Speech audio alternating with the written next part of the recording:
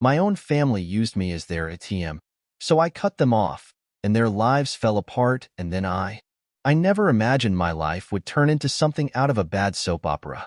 If you had told me a year ago that my own sister would betray me in the worst way possible, I would have laughed in your face.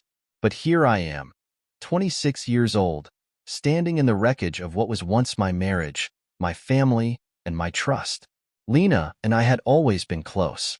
We grew up in a strict household where our parents, Margaret and David, had one priority: Lena's piano career. While she was being treated like a child prodigy, I was the one picking up the pieces. I ironed her performance dresses, cooked dinner while she practiced, and made sure she had everything she needed. Meanwhile, my own accomplishments, straight A's, scholarships, awards, were treated as background noise. Still, despite all that, I loved Lena.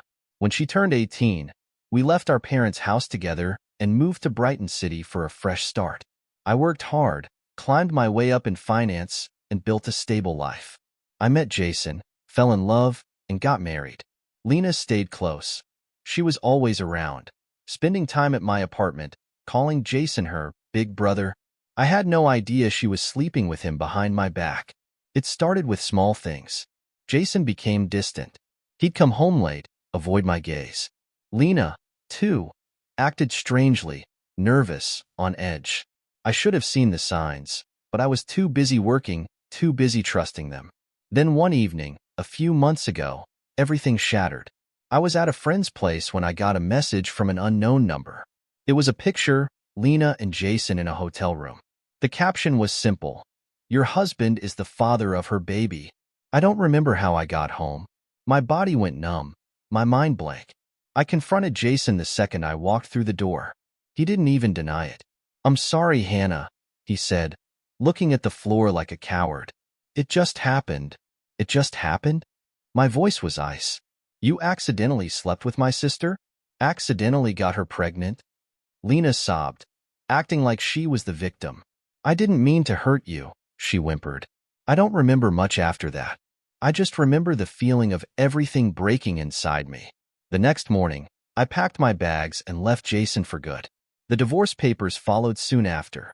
As for Lena, I told her she was dead to me. I threw every bit of her stuff that she had left at my place into garbage bags and dropped them off at Jason's apartment. She could deal with him now. Our parents tried to reason with me. "She's still your sister, Hannah," Margaret pleaded. "She made a mistake." "A mistake is spilling coffee," I shot back. "She made a choice." And that was that. Months passed. I moved on, blocked Lena's number, ignored my parents' guilt trips, focused on my career. Then, one evening, my phone lit up with a call from Margaret. I ignored it. Then another call, and another. Finally, a text came through. "Your sister is homeless. Call me now." I didn't call. But later, I got the full story from my father.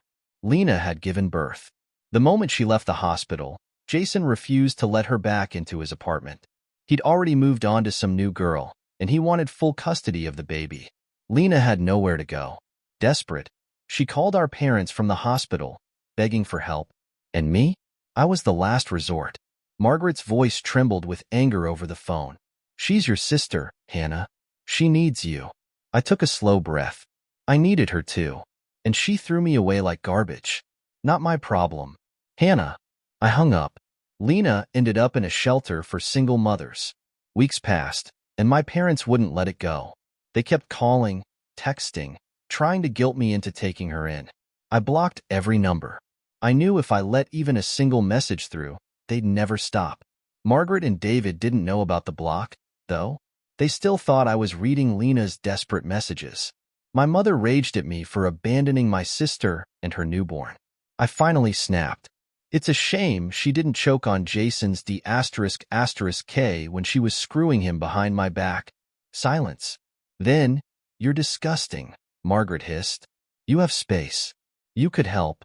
And she had a choice. I shot back. She chose him. Now she can deal with it. That was the last time I answered their calls. Lena was still at the shelter when the custody battle started. Jason, being the snake he was, wanted full control of the baby, more out of spite than actual care. My parents were horrified. "This is your fault." Margaret screamed at me during one of her many voicemails. If you just helped her. I deleted it without listening to the rest. I didn't care. I couldn't care. If I let myself feel anything, I'd break all over again. Weeks turned into months, and I stood firm. My sister had made her choices. Now she could live with them. Lena was drowning, and for once in my life, I wasn't the one saving her. Growing up, my parents made one thing clear: Lena was the star, and I was the stage crew. She was the golden child, the piano prodigy, the one destined for greatness. I was just there, the helper, the girl in the background making sure everything ran smoothly. I used to think that was normal, that it was my job to support her. Now, looking back, I see it for what it was: a lifetime of being invisible. When I was 9, I won first place in my school's math competition. I was ecstatic, running home with my little certificate, expecting at least a good job from Mom or Dad. I burst into the house, but no one even looked up. Margaret was recording Lena's latest rehearsal, eyes glued to her phone. Dad was polishing Lena's performance shoes, humming to himself. Still, I tried. Mom, look. I won. That's nice, honey, she murmured. Can you help your sister with her sheet music? She needs to perfect this piece for her recital. The certificate was stuffed into a drawer. I don't think they ever even looked at it. This was my entire childhood. While Lena traveled for competitions and received standing ovations, I was the one cooking dinner, folding laundry, and making sure the house was quiet so she could practice.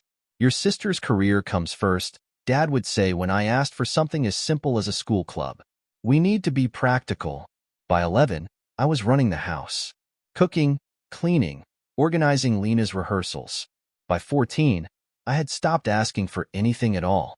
In 8th grade, I got accepted into an advanced STEM summer program.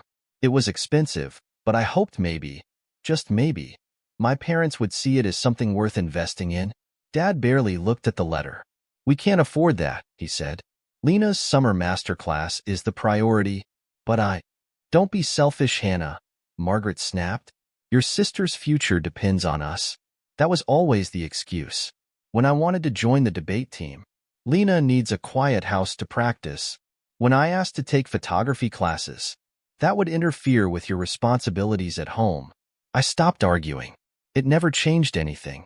I worked hard in school, not because anyone cared, but because it was mine, the one thing I had control over. By senior year, I had acceptance letters from several top universities. I showed my parents, hoping for some acknowledgement, some pride. They barely reacted. We can't help with tuition, Dad said over dinner. Lena's career requires all our resources. Mom waved it off. Besides, you're so good at keeping things running at home. Maybe you should consider a job in housekeeping? I remember sitting there, feeling something inside me snap. I was done. The Millers lived down the street. They had watched me grow up, seen how I helped out at their small accounting office after school while waiting for Lena's practices to end. They knew. Mrs. Miller took me aside one afternoon. Hannah, if you want to go to college, we'll help. And they did. They set up a work-study program for me, helped me apply for financial aid, even drove me to my college orientation when my own parents didn't bother showing up. When I called home to tell them I had settled into my dorm, Mom's only response was, "That's nice. Make sure to call your sister. She has a big performance coming up." That was when I realized I could vanish from their lives, and they wouldn't even notice. College was freedom. For the first time, I wasn't just Lena's sister. I was Hannah.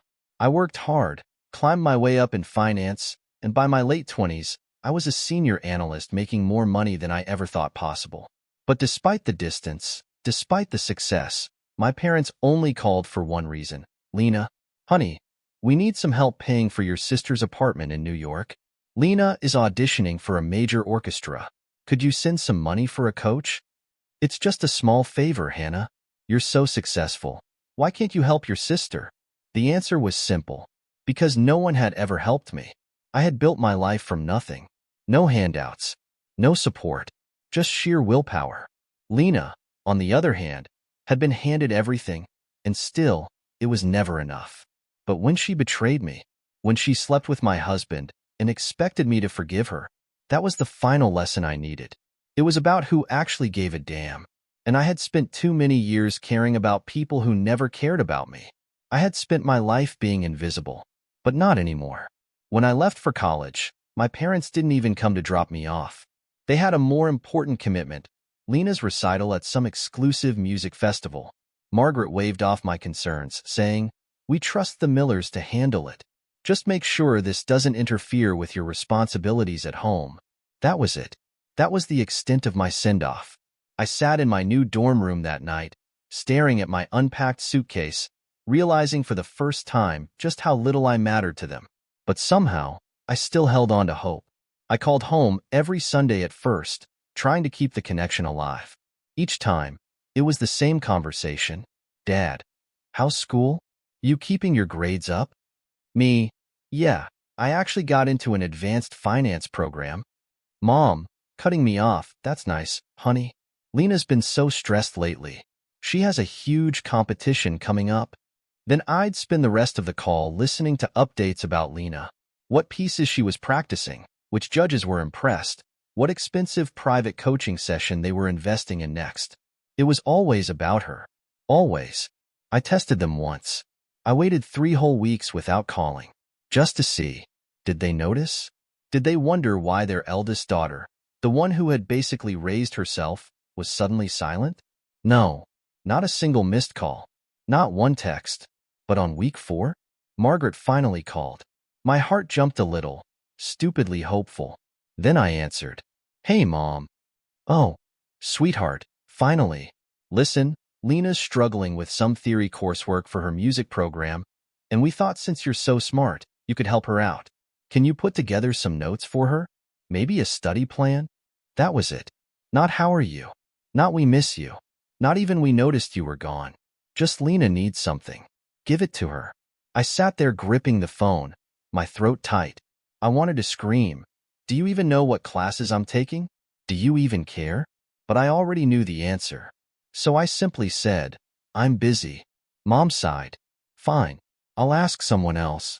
And just like that, she hung up. I stared at my screen for a long time. Then, finally, I let go. I stopped calling, stopped trying, stopped pretending I was anything more than an afterthought. It wasn't anger that settled in me that night. Not even sadness. Just acceptance. They didn't care. And I wouldn't either. Lena's entire life had been about perfection. She played flawlessly, smiled on cue, and let our parents build their lives around her talent.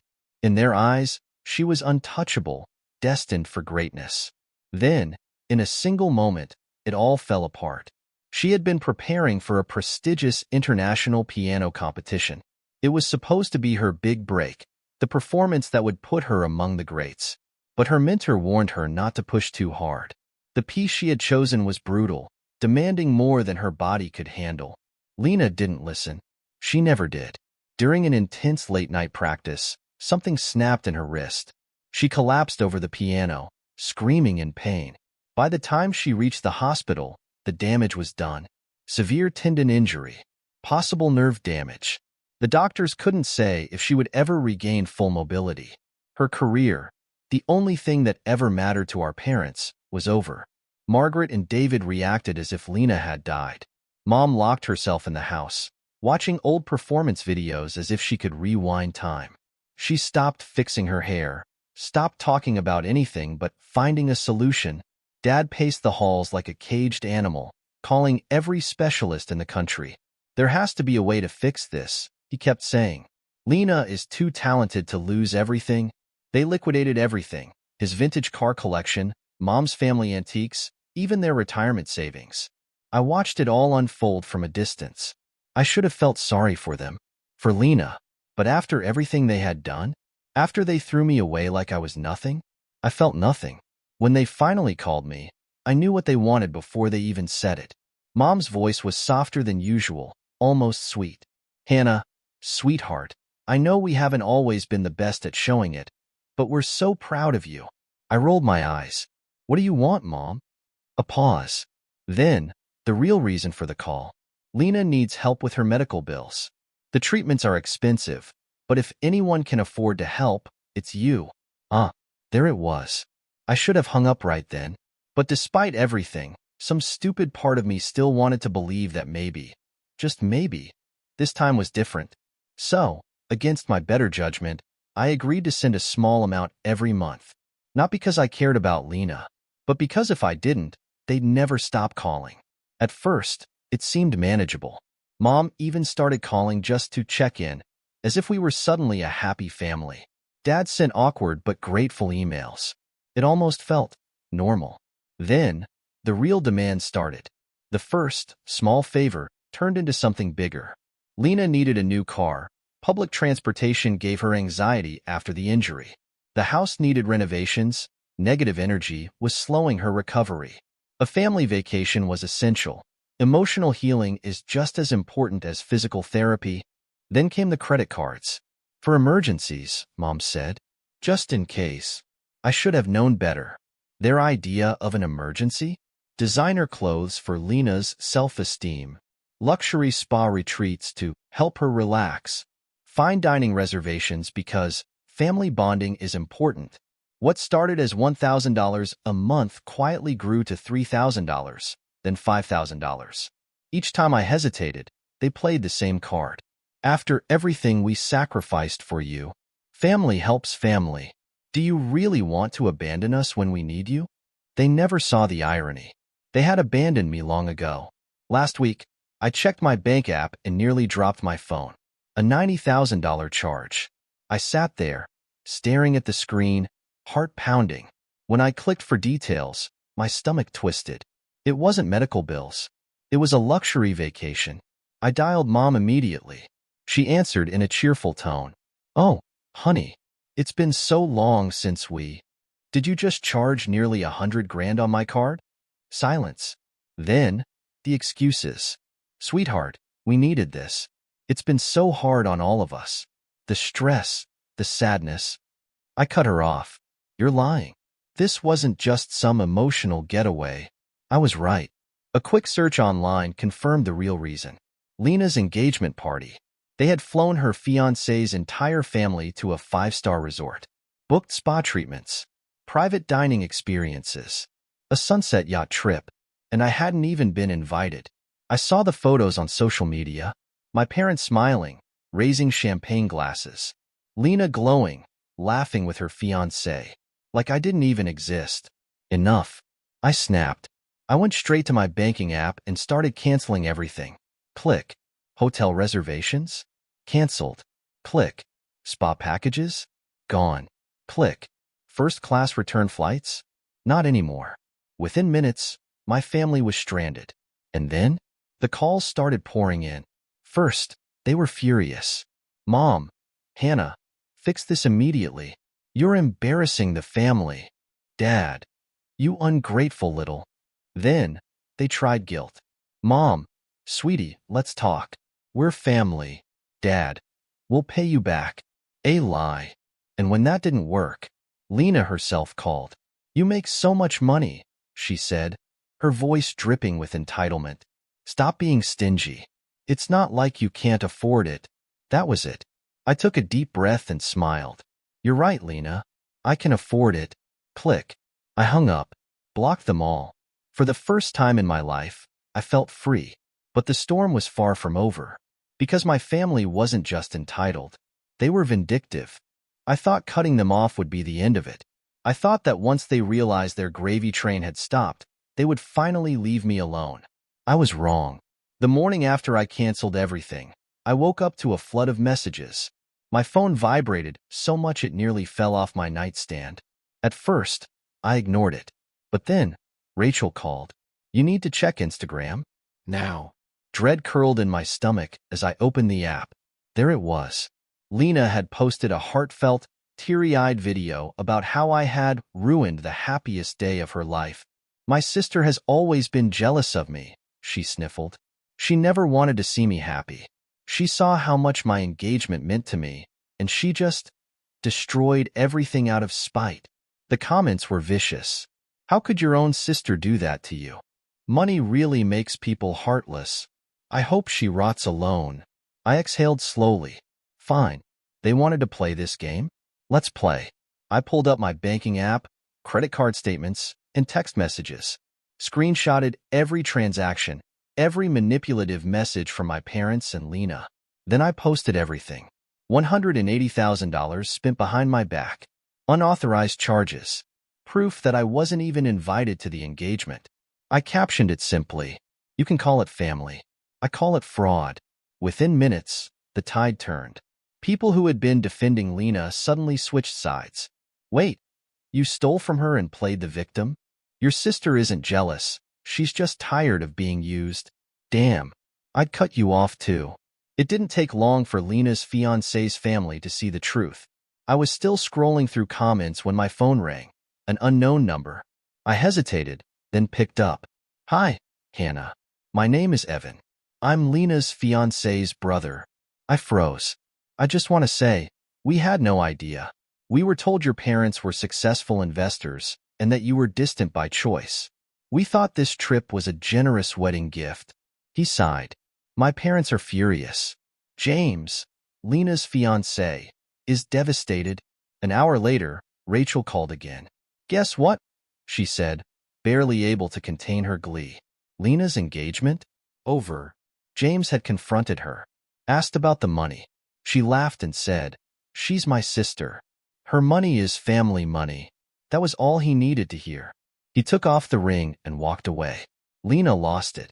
She went live on Instagram again, sobbing, raging, calling me a monster. This is why nobody loves her. She's cold, selfish, greedy. I lost my fiancé because of her. It was pathetic. And the comments? Even worse for her this time. So, you admit you were using her money? Your ex dodged a bullet. Maybe stop stealing? But she didn't stop there. She tried to ruin my career. The next day, my coworkers started whispering, avoiding eye contact. I felt the shift immediately. Then my boss called me into his office. Hannah, we got some emails about you. He turned his monitor around. There it was, a long email from Lena. She had contacted my company, my colleagues, even our clients. Told them I was a selfish, greedy, heartless woman who abandoned her family. That I was unstable and cruel. I felt my blood run cold. But my boss just raised an eyebrow. So, what's the real story? I laughed. I told him everything. By the time I was done, he leaned back in his chair, shaking his head. Wow, that's insane. We all assumed something was off. He smirked. Also, your friend Rachel already warned us. She sent us all the proof before we even got these emails. I blinked. She did? Yeah. He chuckled. You should give her a raise. After Lena's engagement crumbled and her smear campaign failed, my parents took one last shot. They showed up at my office. Security turned them away, but not before my mother made a scene in the lobby. She wailed, my daughter is sick. She's abandoning her family. She needs help. My coworkers watched in disgust. I got a message from HR. We're handling it. Don't worry. That night, they left me one final voicemail. Mom, sobbing. Sweetie, please, we can fix this. Dad, cold and stern. We are still your parents. You cannot just cut us off. I deleted it. Then I blocked them. The next day, I met with my lawyer. We went through every unauthorized transaction. Total amount stolen? $287,000. We can take legal action, he said. Would you like to? I thought about it. Then I smiled. Yes. They wanted me to be their ATM. Now they were about to find out what happens when you steal from the wrong person. The silence didn't last long. For the first time in my life, I had completely shut my family out. No calls, no texts, no guilt-tripping voicemails. My accounts were locked down. My lawyer was handling everything, and I could finally breathe. But they weren't done. Not even close. A week after filing my case, I got a call from my lawyer. They're trying to argue that all the charges were gifts you willingly provided. I laughed. Oh, really? Because I don't remember gifting them $287,000. They also sent a counter letter saying you're rewriting history and hurting the family. Classic. Even after stealing from me, lying, and humiliating me, they still saw themselves as the victims. I wasn't backing down. Send them one back, I said. Let them know this is happening with or without their cooperation. 2 days later, my lawyer called again. They're panicking. Good. Word spread fast about what I had done.